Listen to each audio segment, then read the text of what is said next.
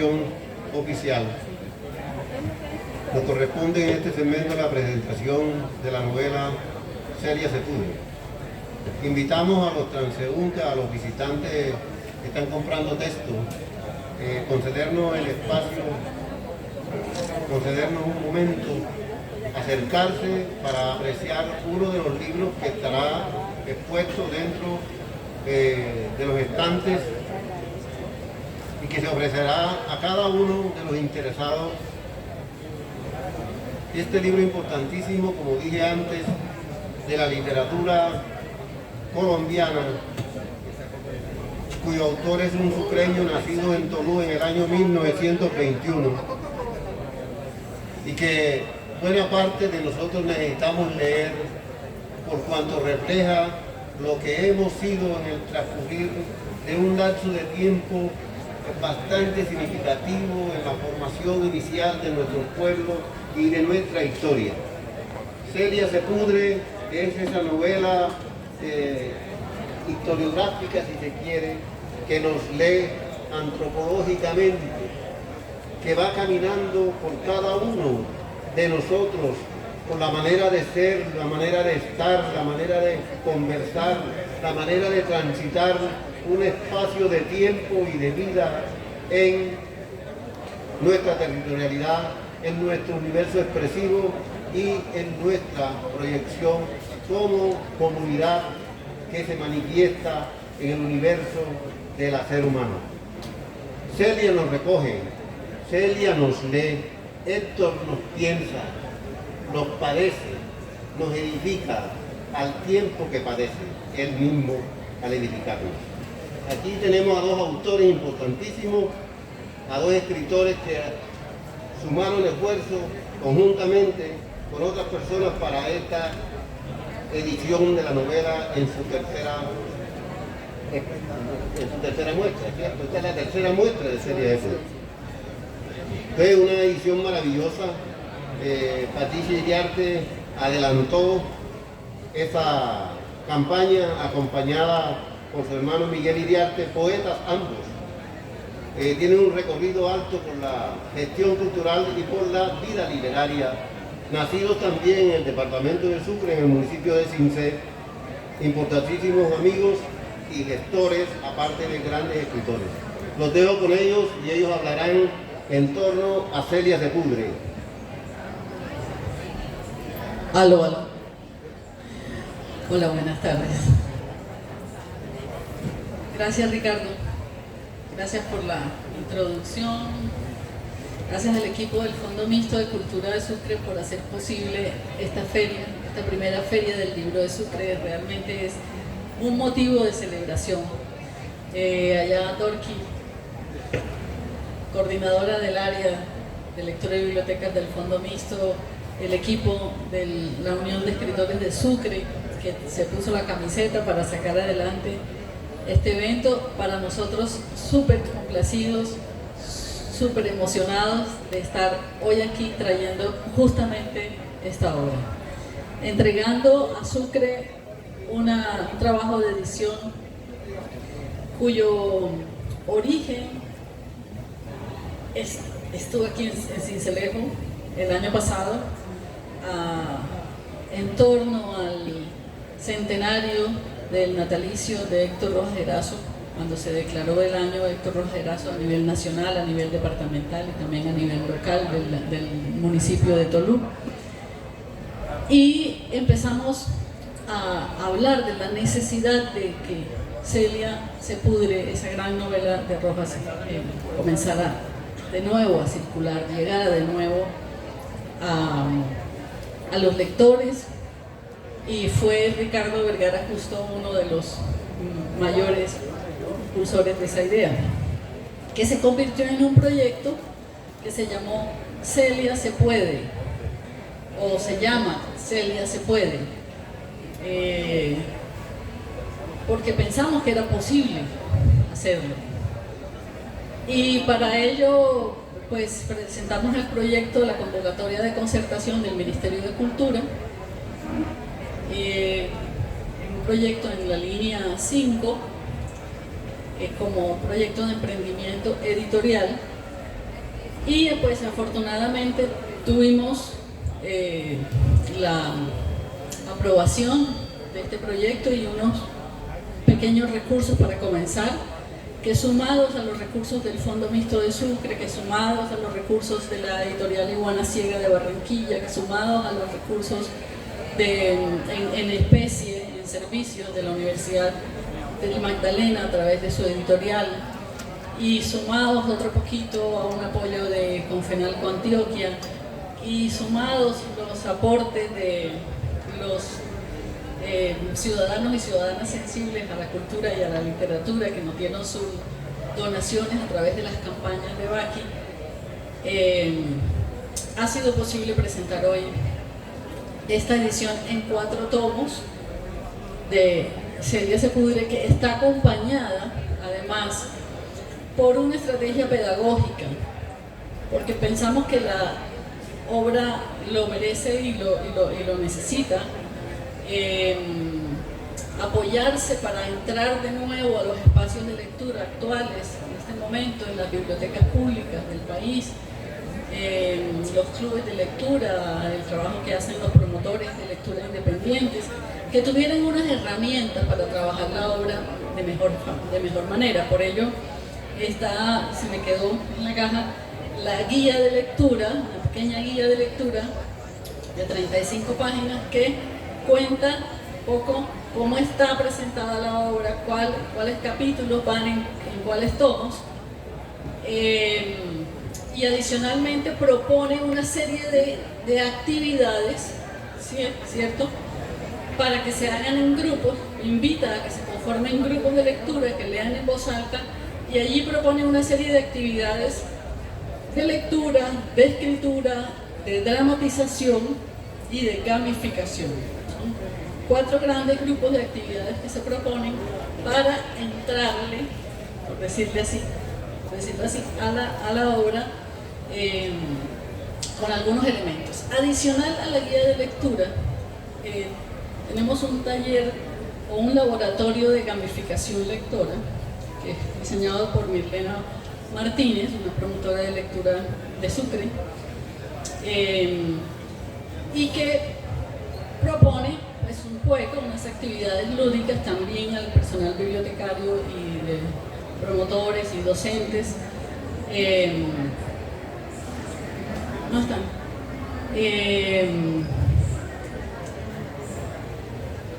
Y que pues es eso, es otra herramienta pedagógica para la gente que trabaja con el libro, que va a trabajar con el libro, que lo va a impulsar, que lo va a presentar, que lo va a introducir nuevamente en las bibliotecas, en los espacios de lectura.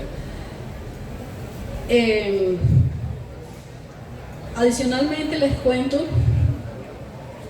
que el proyecto Celia se puede, es un proyecto en 2 etapas.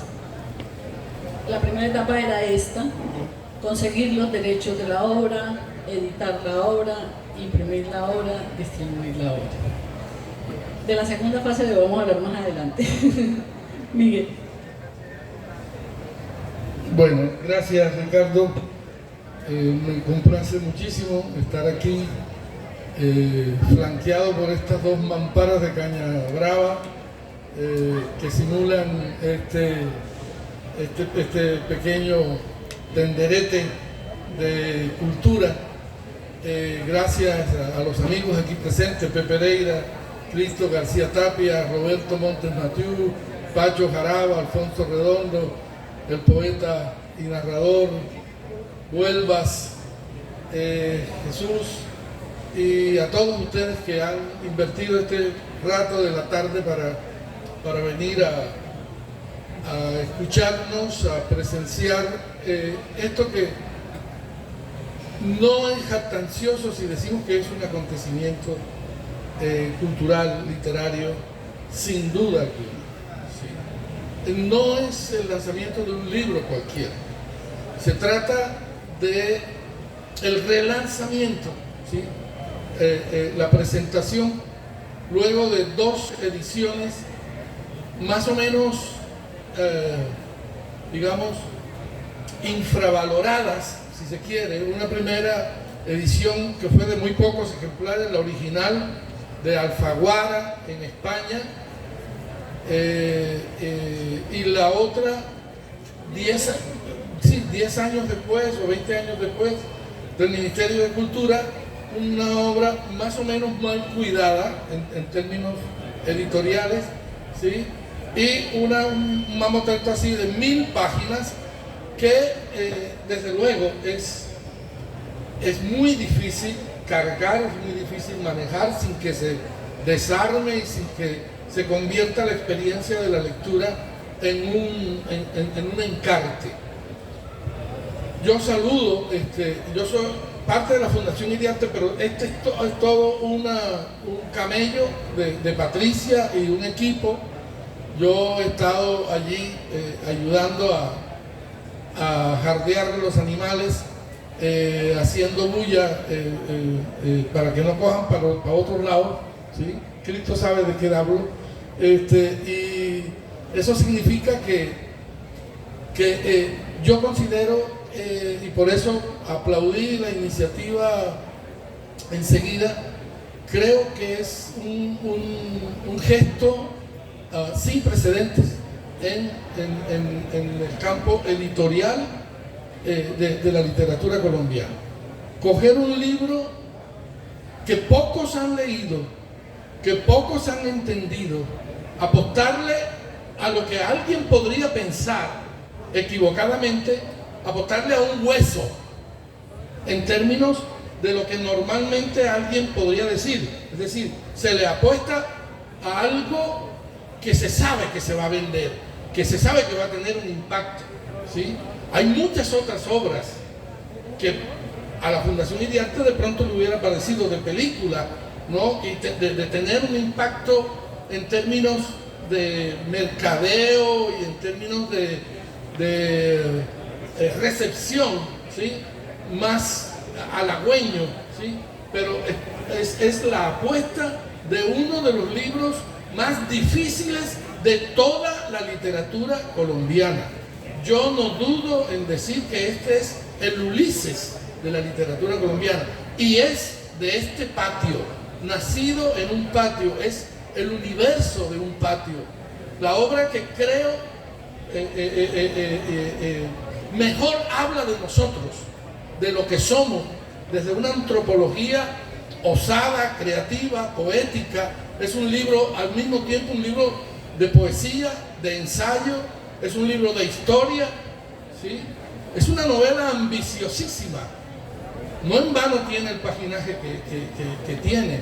Es un libro atravesado, fragmentario, atravesado por interpolaciones, se llama técnicamente interpolaciones de planos narrativos, de cosas que aparentemente no parecieran tener justificación en un determinado contexto, pero es precisamente porque Rojas de Erazo aplica en él todos los logros técnicos de la novela contemporánea, ¿sí? Yo no creo que nosotros tengamos en la literatura colombiana un hombre más avesado, más osado. Este es un libro hecho para que no se leyera, en el sentido de que a Juan Rojas de Erazo, siendo quien fue, le importaba un pepino el éxito. Todo lo contrario de nuestro amigo Gabo, desde luego, cosa que no es malo, ¿eh? No estoy diciendo. Pero Rojas de Erazo era un tipo con las tripas un poco torcidas, ¿sí? Un hombre que no hacía concesiones absolutamente nada a nadie, ¿sí? Un escritor, un poeta que peleaba con Dios mientras se afeitaba, ¿sí? Y le ha hecho los reclamos en la literatura colombiana que muy pocos poetas y narradores le han hecho. Entonces se trata de una apuesta desde luego arriesgada, y por eso se pensó estratégicamente en publicar 4 tomos de 250 páginas más o menos, para que se compre en vaca, ¿no? y los amigos se lean un tomo y mientras el otro lee el otro, porque es un libro que se puede leer de cualquier modo. Este es un libro que tiene una antiestructura, ¿sí? Su estructura es no tener estructura.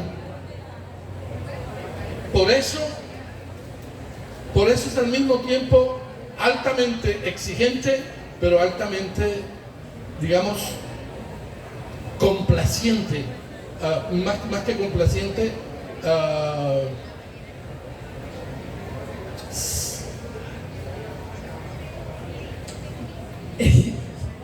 Miguel.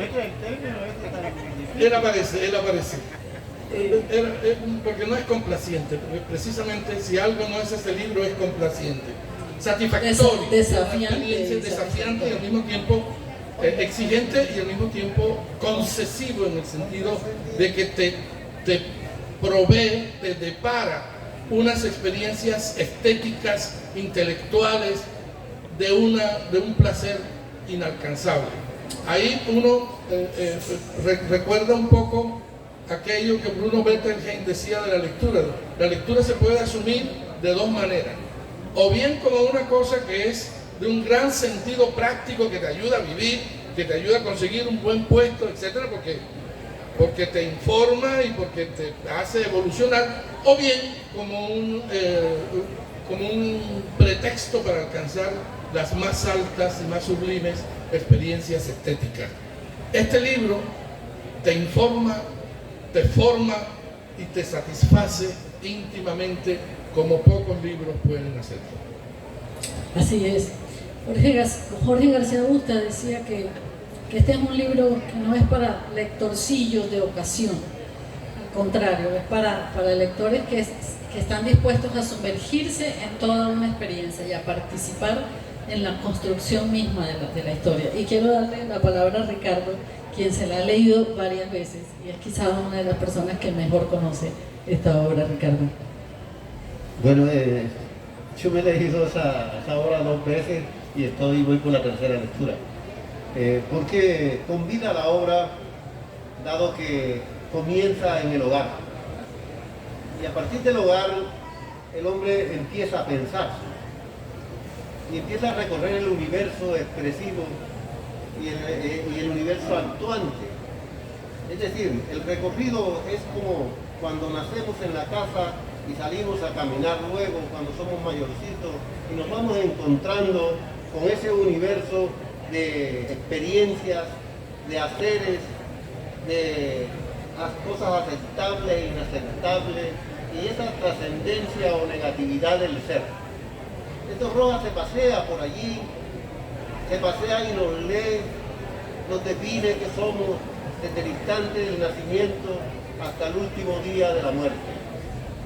Y entonces Celia es un personaje que se utiliza como pretexto para edificarnos, para decirnos ustedes o nosotros somos realmente algo que se desgasta o que se gasta en un ejercicio que a veces creemos productivo y puede resultar negativo. Eso en Celia Sepúlveda es gozoso, altamente gozoso y sufrible al tiempo. Por ejemplo, un señor que se levanta un día, abre las persianas, mira el horizonte y descubre a su esposa aún durmiendo y empieza a imaginarse el mundo. Y en ese mundo empieza a mirar a los hijos crecer y las dificultades de ese crecimiento y su manera de ir al colegio y de encontrarse en el ejercicio del aprendizaje con la dificultad que implica ese aprendizaje. Y el padre que mira a sus hijos, cómo lo van negando o lo van afirmando en ese transcurrir. Y entonces empieza a preguntar por las notas del hijo, cómo le fue en el colegio, qué tal, por qué razón esta nota, por qué razón la otra, siendo que yo soy tal. Ese es un reflexionar propio de todos nosotros en cada uno de los instantes de la vida. Celia es un viaje antropológico sobre lo que nosotros hemos sido. Luego de ese nacimiento pasa por otros instantes que tienen que ver con la vida pública, con la vida del burócrata, con la guerra civil, con las matronas, esas que tuvimos nosotros en nuestra cultura, que aún existen, ¿no? Con esos grandes personajes que criaron unas grandes familias y que eran las jefes del hogar, que eran las mujeres trascendentes o que se transformaban en las madres solteras, que una vez el marido ido, ¿verdad?, terminaban siendo las jefes de la manada, si se quiere. Entonces yo veo en Celia se pudre un recorrido amplio, grandiosísimo, tierno, a veces se torna tierno, a veces se torna triste, pero en últimas es el recorrido de nosotros. Por eso digo que Celia es una novela antropológica que nos lee desde que nacemos hasta cuando vamos al final de nuestro tránsito. Entonces ahí vamos a ver todo lo que somos nosotros. Leamos a Celia. Yo felicito a Patricia por ese empeño. Más de una vez algunas cosas se cruzaron para yo no estar ahí en ese texto. E inclusive hace unos días íbamos a hacer un conversatorio acerca de la poética narrativa, la poética en la narrativa de Héctor Rojas Erazo para estar aquí en esta feria. Y algunas circunstancias lo terminó por algunas cosas no sucediendo. Eso lo íbamos a hacer con Gustavo Tatis.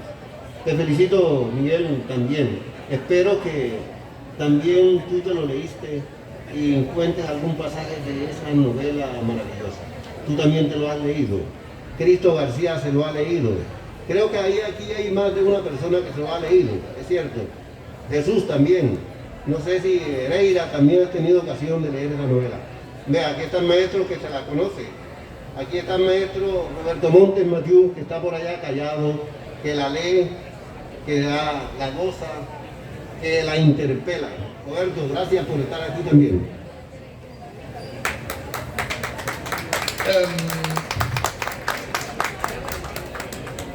Cuando hay en la contraportada del libro un fragmento que es muy emblemático, muy recurrido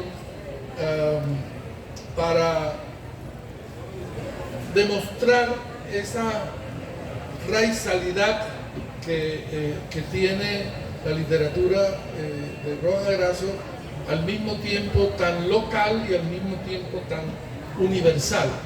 Es una raíz, son unas raíces que adquieren un vuelo de universalidad extraordinario.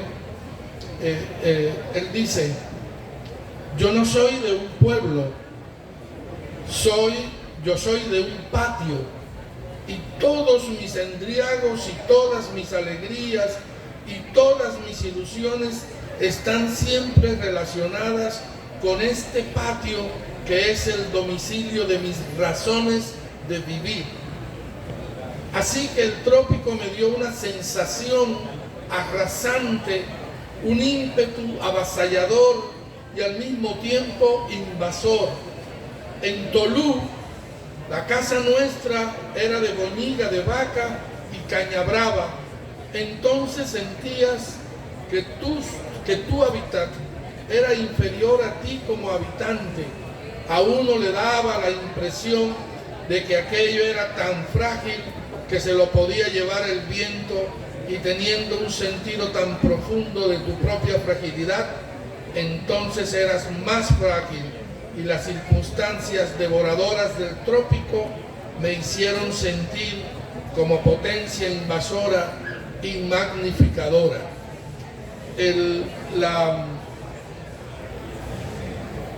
La utilización del entorno, de la naturaleza, de la raizalidad, de las costumbres que hace Héctor Rojas Erazo, dispara, desafía cualquier pretensión, digamos, folclorista, provinciana, y siendo al mismo tiempo profundamente raizal. Ahí estamos definidos todos, ¿sí? Nuestras costumbres están absolutamente en ese transcurrir que describía Ricardo ahora, ¿no? Es la vida toda de una persona, pero la prolijidad del detalle, la calidad de la observación creativa que hace Héctor Rojas Erazo de la vida nuestra es realmente extraordinaria, prodigiosa, ¿sí? Y da la sensación de que uno está leyendo aquello que le es profundo, que le es más querido, pero con un estro poético, con una fuerza, con una imaginación y con un control del lenguaje, ¿sí? Esta novela es una apoteosis del lenguaje, es un desafío lingüístico permanente, es una invención de palabras desde distintos puntos de vista, ¿no? Es una ocultación de lo más profundo antropológico que somos como cultura, ¿sí? Entonces hay unas razones poderosísimas para sentirnos en la obligación de acoger esta novela e introyectarla, porque nos estamos demorando. Celia es una asignatura en la vida colombiana, para ponerlo en esos temas. Celia es una asignatura en la vida colombiana. Tenemos casi que la obligación moral de saber cómo nos retrata un genio, y no de la manera como nos caricaturizan los medios de comunicación y la cultura y la farándula, entre comillas. Damos algunos botones de muestra de eso. Voy a leer aquí solo media página del capítulo 76, el penúltimo capítulo de la novela. Dice: camina por un portal con viejísimas farmacias y todavía más viejas cantinas. Recostadas a los pilares, altas sillas para embolar desvencijadas, algunas ostentando un simulacro de remiendo con alambres y pitas. Sobre tan destartalados tronos dormitan varios hombres morenos. Uno de ellos lo ha mirado con astuta, pero cansada ferocidad. De vez en cuando los emboladores, dicharacheros, silbadores, ocasionalmente piroperos, hacen sonar sus trapos como disparos. Hay un olor recio, corporal, de gargajos secos entre deshilachadas cáscaras de limón, de plátano con mangos restregados durante muchos años por la muchedumbre contra el piso, de aguardiente que regresa a la atmósfera después de un corrosivo viaje por muchas vísceras, de cosas mascadas y tiradas al azar, de coños sudados sobre almidonadas camisolas, de brisa sucia, de excrementos y rosas y de cercanos y porfiados mariscos. Adherido a las paredes, a los objetos, a los rostros, está pasando frente a una iglesia colonial. Esto podría ser aquí en la plaza de Sincelejo, frente a la catedral. Al fondo, sobre un lienzo pringado de llamitas, un Cristo, con el color y el brillo de una gran panela, rebosa cómodamente en su cruz. Algunas beatas cuchichean en el atrio, lleno de inquietos y pedigüeños negritos y de vendedores de lotería y cigarrillos de contrabando. Una lámina, una postal, de manera de Rojas. Voy a leer un fragmento en el que ensaya un poco de crítica cultural en estos términos. Le habían cogido el bajo hace mucho tiempo que yo no escuchaba esta expresión que escuchaba en Cincé. Oye, le cogieron ya le cogieron el bajito al pelado. Tienen el bajo cogido. Le tienen el bajo cogido. Vas a tener que ir a hablar con los profesores porque a este pelado le tienen el bajo cogido. Oveja de donde se... Era más o menos, hoy se le llama, ¿cómo es que se le llama? Jesús.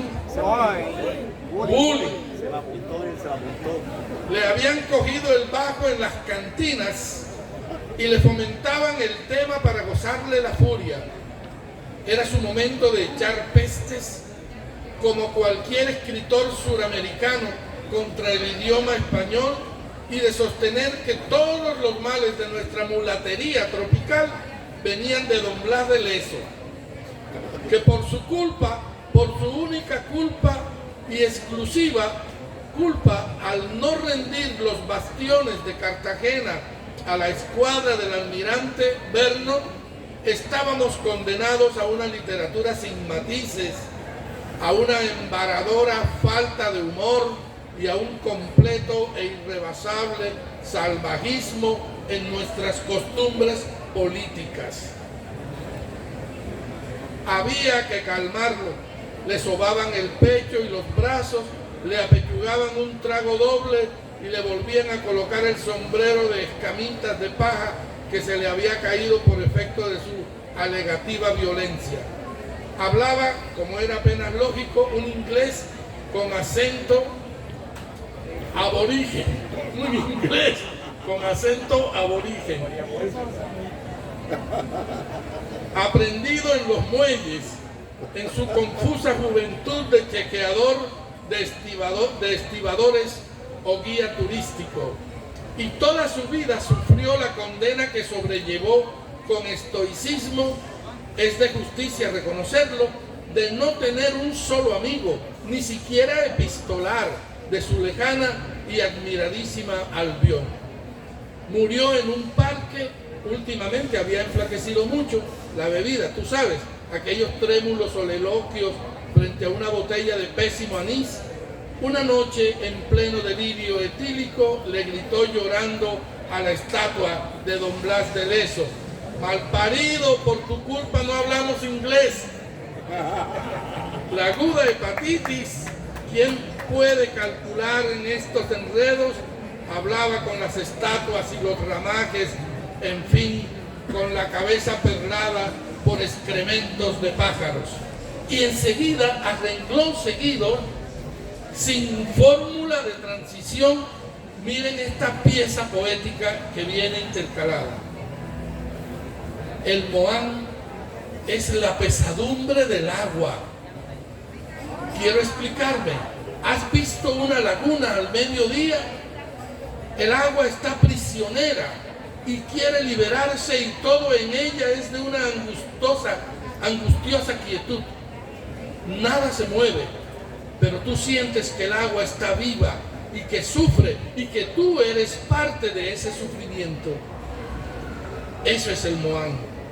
La tristeza del agua lo ha inventado para liberarse, para ser hoja y hocico, y nube narcisa y hedor de su propia orilla. Para errar entre los árboles y saberse inconsolable y comunicar su sinfondo a quien la mira y la huele. Yo he visto al Moán. Su cuerpo, a pesar de sus líquidos nervios y su esqueleto de fango, está hecho con la misma sustancia del día, y su mirada con el sopor de los corales. Y camina sin pies, pero tú oyes sus pezuñas, oyes, miras, hueles con estupor, mientras aparta las ramas. Apenas se te ha revelado, se deshace y nunca más volverás a verlo, porque ya ha entrado en el agua de tu recuerdo y desde allí ha de reinar. Y el murmullo de su sollozo, tan dulce y tan leve que tendrás que acostumbrarte a distinguirlo de otros murmullos, lo oirás en soledad, y lo oirán y lo seguirán oyendo aquellos a quienes tú miras con amor, y ya nunca conocerás sosiego, y el pesar habitará por siempre tu corazón. Como espíritu del agua, ¿no? ¿Sí? Como espíritu del agua, como el espíritu de ser. Sí. De ser. Pero lo curioso estilísticamente es que él no comenta nada, no se preocupa, no justifica en su escritura, que luego de leer lo que les leí, ¿no?, sin transición, suelta esta indagación antropológica pero poética de uno de los misterios nuestros en el Caribe, que es el Moán. Y sobre todo en las zonas como la Moá, como Nuestros Moá, humedales. sí. Sí. Todas esas zonas. Ahí también hay esa novela que Rojas Erazo reclama por los malos servicios públicos, ¿verdad? O sea, no es una novela cualquiera, no es una ocurrencia, ni es que nosotros estemos enamorados, queramos salvar a un hombre que se salva solo. Absolutamente. Es que ese es un edificio de nosotros. Es una lectura que él va construyendo a partir de habernos observado, de haber padecido con nosotros y padeciendo él mismo esa situación de vernos al tiempo que nos piensa. Si García Márquez nos recrea de alguna manera, él nos piensa, Héctor Rojas nos piensa. Son dos fenómenos importantísimos en la literatura colombiana, ¿verdad? Ese tiempo en ambos es similar, pero se distancia. Cuando estamos leyendo a estos dos personajes en la novelística, tenemos que saberlos leer de alguna manera. Esto no para ustedes los que tienen el oficio de esa lectura, que la han trabajado y que la critican, sino también para los estudiantes que cuando se aproximan a un libro de estos voluminosos tienen el temor, sobre todo ahora que vamos tan deprisa, ¿verdad? Que vivimos aún más solos, aunque aglomerados, ¿no? Vivimos aglomerados, pero más solos. Es una cosa tremenda. Entonces es una invitación, lo que uno puede decir, lo que yo puedo decir después de haberme enfrentado a esta novela y de haber luchado con ella, porque no es fácil leerla. No es fácil leerla, al comienzo es muy pesada, es un tráfico constante, tiene que tener un diccionario, hay muchas cosas que aunque son locales, no las usas, porque el lenguaje nuestro se ha ido quedando un poco aparte, porque lo hemos ido dejando a raíz de la, comillas, modernidad actual. Entonces, Celia de Pudre, yo nuevamente vuelvo a eso. Hay un capítulo allí hermosísimo, donde el papá cuestiona al hijo por las notas. Está al inicio, que el papá observa a su esposa cuando está braceando todavía en el sueño, ¿verdad?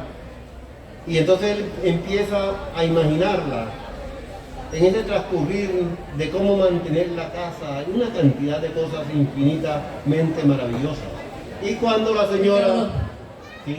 ¿Tienes algo? ¿Se te vino a la memoria algo? No, y que se nos está acabando el tiempo y hay un par de cosas que necesito... que hay muchísimas cosas. Hay un examen de próstata, por ejemplo, que es una apoteosis de estilo, ¿sí? Ahora, una de las cosas, has dicho una gran verdad. Este nos pone a pensar. Héctor Rojas Erazo es un filósofo de unas honduras absolutamente extraordinarias.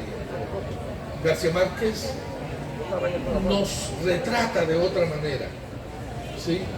Pero Héctor Rojas Erazo nos piensa. Yo estoy absolutamente de acuerdo con esa consideración, porque apunta a una diferencia definitiva entre estos dos genios indiscutibles de nuestra literatura. Patri, tú que estás siempre preocupada por estas cosas, dale, pues. Es que quiero respetar la programación. Okay. Y les había dicho que les iba a contar sobre la próxima etapa del proyecto editorial. La próxima etapa del proyecto editorial que queremos emprender es la internacionalización de la novela. Es llevar esta novela a los países de habla hispana. Pero para ello tenemos que cerrar bien esta primera fase. Y esta primera fase, como se trata de Rojas Erazo, es sufrida, como todo lo de él. Y para colmo de males, nos sucedió que teniendo el libro ya prácticamente en imprenta, 2 instituciones que nos habían ofrecido el apoyo con recursos, al final nos dijeron que no. Ya no podíamos echar para atrás Cosa que el proyecto. Porque de verdad, Sí, eso nunca pasa en este país. No suele suceder en este país. No sucedió y ahora queremos pedir la colaboración de ustedes a que adquieran la novela porque es la forma de subsanar, de salir bien de esta primera etapa para poder pasar a la siguiente. Estamos en este momento vendiendo el libro aquí en una mesa que está a la derecha.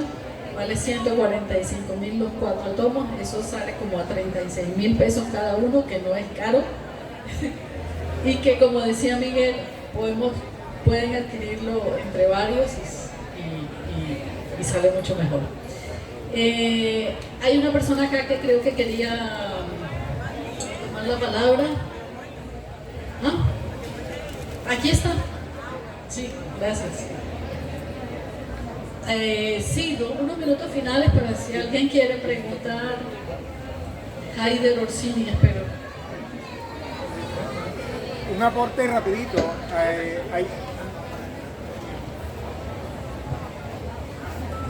Gracias. Un aporte rapidito allí como lector de Celia Sepúlveda. Yo tengo 2 cosas que me emparentan profundamente con esta novela y con toda la obra, con la trilogía, ¿no? Respirando el verano y en noviembre llega al arzobispo. Uno, que si recuerdan, Celia es oriunda de Ovejas, el pueblo de donde yo soy, ¿no? Y lo otro, para agregar un poco en relación con ese análisis que hacía Ricardo, es que también allí, Miguel, además de filosofía, de historia, hay un tratado lingüístico. Recuerda en que hay partes de la novela en donde se indaga por palabras. Es allí donde leí yo por primera vez la historia de cómo se dio o cómo se originó una palabra muy caribe para nosotros y que no voy a decir en este momento, ¿no? Todo el mundo la resonará en su cabeza. Ahí en Celia Sepúlveda está ese aparte contado por el narrador que utiliza Héctor Rojas Erazo. Entonces, esos 2 apunticos. La otra cosa es un poco esa pendulación permanente entre un humor extraordinario y esa dimensión trágica de la vida que Héctor Rojas Erazo siempre tuvo, ¿sí? Y que está perfectamente en el espíritu de la trilogía, por supuesto, y que aquí obviamente logra su máxima concreción. Y es una novela que nos hace reír, ¿sí? Que nos permite de verdad una experiencia placentera, extraordinaria, especialmente desde el lenguaje, desde la ocurrencia y desde la revelación de lo que somos. Es que encontrar allí que nos desnuda de alguna manera en los recuerdos de los nuestros, en las raíces de nuestra cultura, es realmente una cosa muy importante. Pero aparte de eso, esa indagación profunda en cosas extraordinarias como la vida, la muerte, la crianza de los hijos, el poder, por supuesto, ¿sí? La tragedia política que hemos tenido, etc. No sé si nuestro gran amigo Roberto Montes Mathieu, que está allá, tiene alguna cosa que anotar. Seguramente sí, y nos daría un gran aporte si fuese así.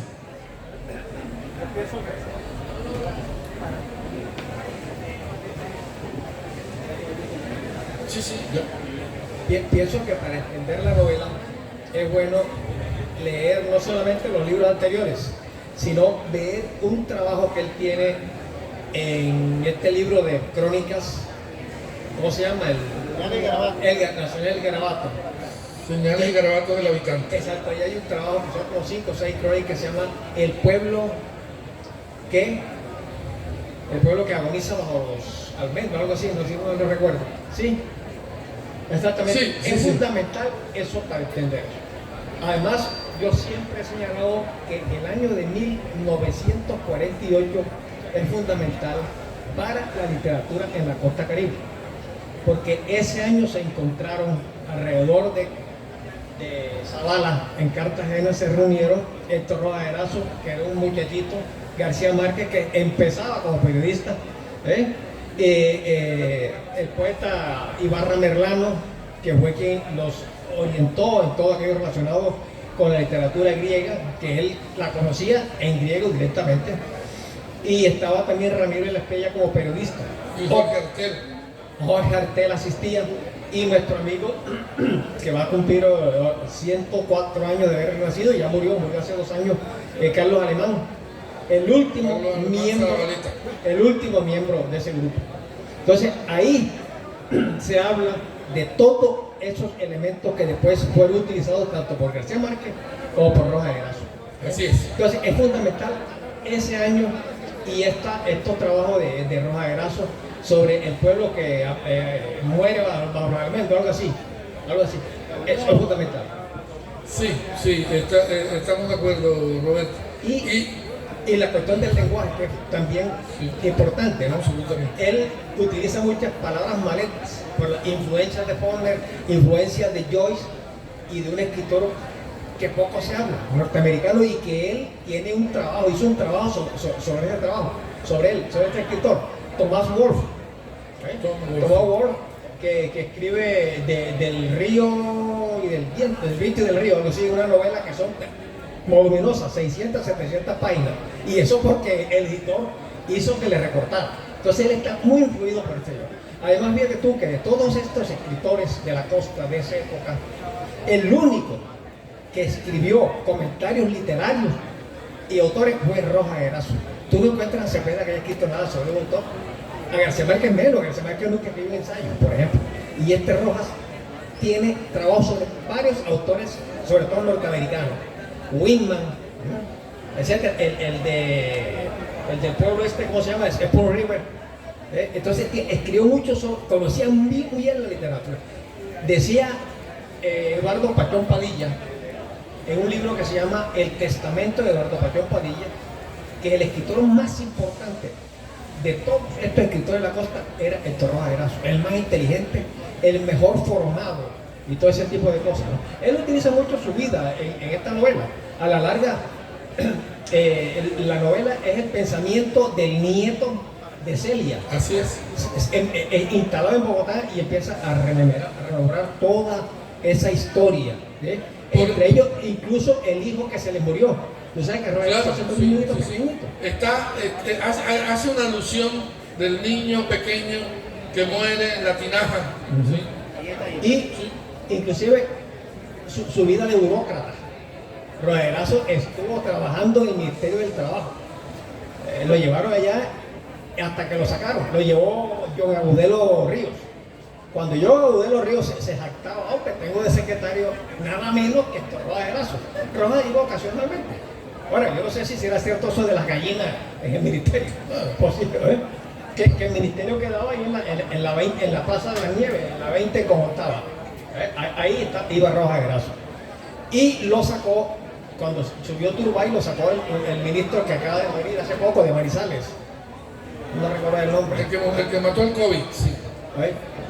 Entonces, hay que conocer todo eso para entender mejor a Rojas Erazo. Por supuesto. Ahora, las palabras admirables. Yo ahora recordaba que utiliza mucho una palabra que usamos nosotros, la cotopla. Él habla de la cotopla. Todo. Sí, increíble. Lingüísticamente es un catálogo maravilloso. Total. de nuestra cultura. ¿Y te acuerdas cómo llama a Barranquilla? La ciudad del pecado. Del pecado, claro que sí. Sí. Por supuesto. Aquí está. Gracias, Robert. Muy amable.